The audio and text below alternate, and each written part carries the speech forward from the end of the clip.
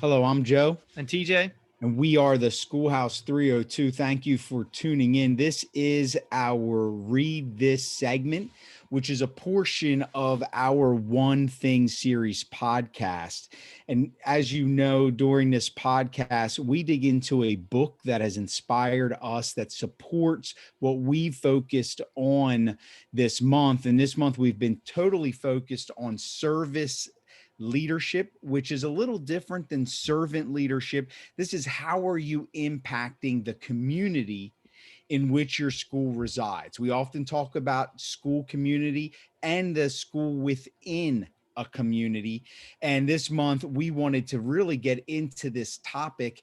It's not something that's written about it. I think it actually may be something, TJ, that you and I really came up with on our own as a focal point in how are you really impacting the community in which you serve. And we've seen this throughout COVID, and how the school really is a hub, how it really serves the community and offers services to the community. So then we dug into our guest for the month and his research, his work, his experience, and no one better than for us to bring in Principal Kafele. We were excited that he agreed to be on our show, and he tackled the important concept of service leadership, really through the lens of servant leadership, which is critical, and tie that to his work as a principal and now what he sees as he goes out and about throughout the nation as a consultant. And so we were psyched with the interview because it really started there, right, TJ? We started with service leadership. It then morphed into servant leadership. We talked about the role of the principal, how the principal protects the most important space in the classroom.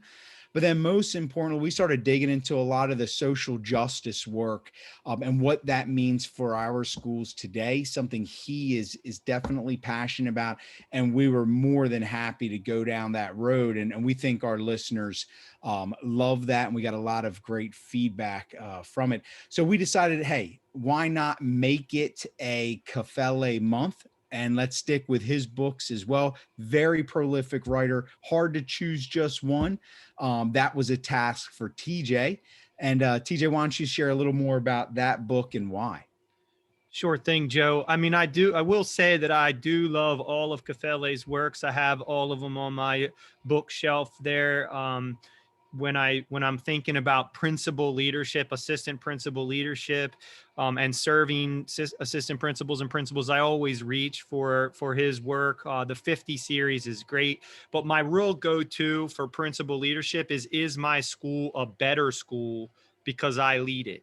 Just the title is a challenge question, and then inside the book are 35 thought-provoking questions that every principal should ask him or herself.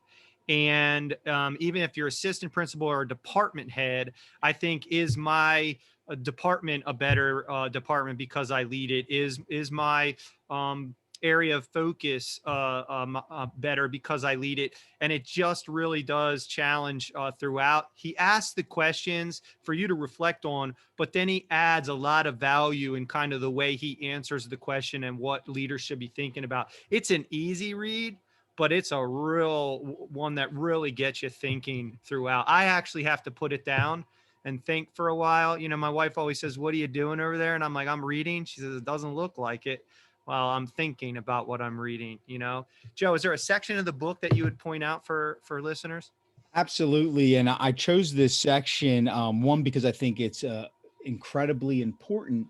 But, there's something also about Kafele's books that really require us to do a lot of introspection and really engage. And that's why I like the questions, how they're asked. It's a unique approach. And so it's really versatile in some ways because it covers a lot of ground, but requires the reader to take an inside look on what they're doing. Yeah, the segment I really resonate with and or resonates with me is about presence. And there's a question in there: what does my leadership presence represent to my students? It's powerful, but it basically breaks down, how do your students see you?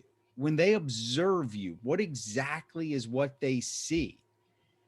When they listen to you, what exactly is it that they hear?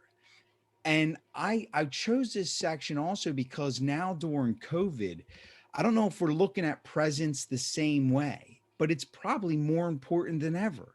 They need to see leaders, they need to see role models, they need to see how we're engaging with them. And is our presence also something that they can connect with and aspire to? We often talk about the shortage in education with teachers, how it's growing. Kafele touches on this in the book. He had to be a role model for a lot of the students in his school, period. Well, are we also embracing our responsibility to our students? And are we serving as good role models? Do they hear and see us in a light that they would aspire to be? And that's a powerful section of the book that I just love it. Yeah, and it also demonstrates the challenge that Kafele poses to the leader.